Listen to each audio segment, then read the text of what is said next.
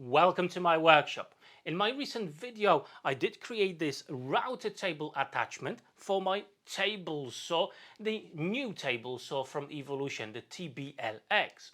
Now I want to go one step further. This upgrade will definitely help out those that don't have a bandsaw or a scroll saw in the workshops, or maybe they just don't have enough space for those tools. So what am I talking about? Yes, a jigsaw will become some sort of a scroll saw, bandsaw option for those smaller jobs. So I've got one from Evolution, a cordless version that I'm going to plant on my extension where the router table is. First of all, I need to establish the position of my jigsaw, and I don't want to remove that, and I'm not going to be using that hole. I do want to have a quick ability to swap over the tools, so this will be like so next to it. Okay, now the position of your jigsaw will depend on what type of jigsaw you have, where it's going to fit. I think for me the ultimate space is just this. So with the position established, I'm just going to mark it off with a pencil more or less, so I know where it needs to go. And in my case, what I can actually do is to remove this plate, and that will give me a perfect representation of where the screw holes are. And I'm actually going to use just the 4 of them to mount this on. Now in this case, I am quite lucky that the base of the jigsaw does have a plate like this, mounted with some screws, as that's what I'm going to utilize to actually mount it on my table. However, if yours does not have that facility, well, then you have to think about other ways of mounting your jigsaw to the table. Well, basically you can just pre-drill the base and add some bolts, or maybe add some sort of a clamping solution. For example, a set of toggle clamps like these should do the trick. In my case, with the plastic plate off, I can use it to mark up the position for the screw holes and opening for the blade as well. The bolts that will be holding my jigsaw are 4mm, so I'm going to be using a 5mm drill bit to do that, and then a 20mm Forstner bit for the blade of the jigsaw. To make sure I'm not going to have a blowout as I'm drilling through on my plywood top, I've used a MDF backer board. Now I can use a countersink bit to create recesses for the screw heads, and I will use a tiny round over bit on my router to have a nice rounded entrance for the main hole where the blade's gonna go. And now I can secure the jigsaw to my table. And yes, I can add the blade with no issues at all to my setup, just like that. And of course, it's super easy to change the battery as well. There you go. Now potentially you could call it a day. You do have a blade from a jigsaw sticking through the table. However, what I do want to add is a bit of stability, making sure that this actually operates as good as possible. So I'm going to utilize the fence from my table saw to create an arm with some bearings to make sure the blade does not bend too much left to right, and it's not forced backwards as well. Now it's time to sort out the guide itself. First of all, I'm cutting a MDF strip that's 3 centimeters wide and 14.5 centimeters long, and this is 18mm in thickness. This will act as a base for our arm that will mount directly onto our fence from the table saw. I can now drill 2 holes with 7mm drill bit to allow for 2 bolts to go through. Now these will go into the T-track part of our fence. For the arm, I'm going to be using a pine board. It's 2 centimeters in thickness, 4.5 centimeters wide, and I'm cutting it to 30 centimeters long.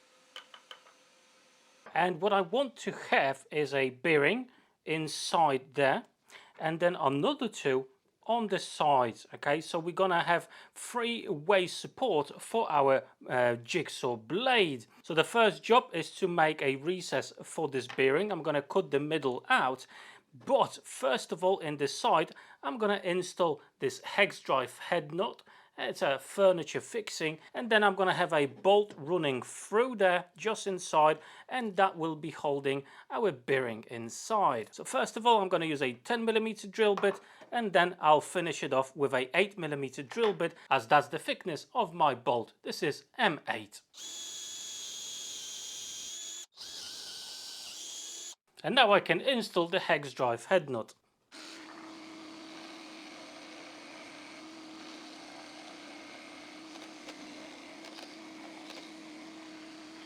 Right then, so this bearing is now sorted, but now we need to sort out these two over here, okay?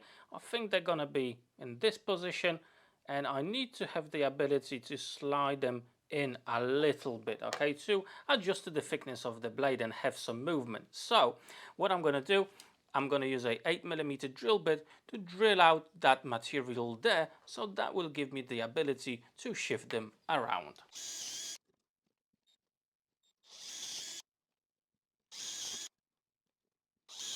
And now I'm going to use a chisel to square things out. Now I can cut the guide piece to the correct length. In my case, that's going to be 12 centimeters.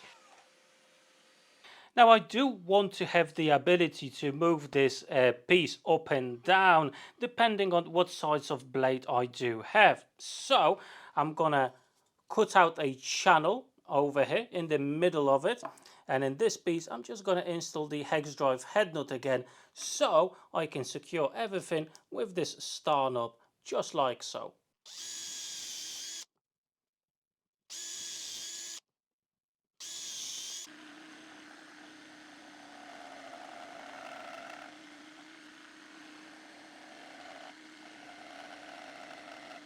With that done, it's time to pre-drill a hole in the arm and install the hex drive head nut. Okay, so we've got our arm and we need to connect it to the base that will connect to our table saw fence. And for that, I'm just going to use some screws.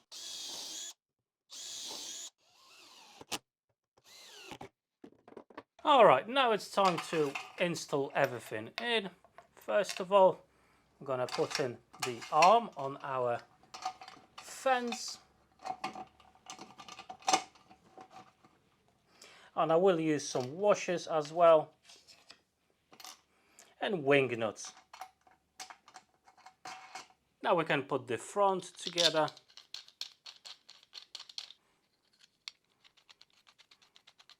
Now to install the front bearings, what we're going to have the bolt, then a washer, now our bearing, another washer, and we can put it through the hole there, and another washer, and we're going to secure it. Right, and install our front.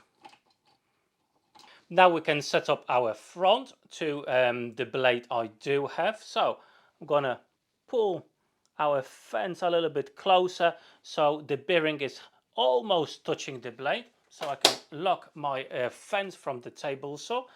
I'm going to lower this down just to this level, will be fine. And this gives you the ability to actually use this with shorter blades or longer blades. It gives you a bit more scope to it. And now we can secure the sides. And now this is fully set up, so let's do some test cuts to see how everything performs. And the way I'm actually turning on my jigsaw is with a clamp like that I can press on the on switch, and the safety trigger is held by a cable tie.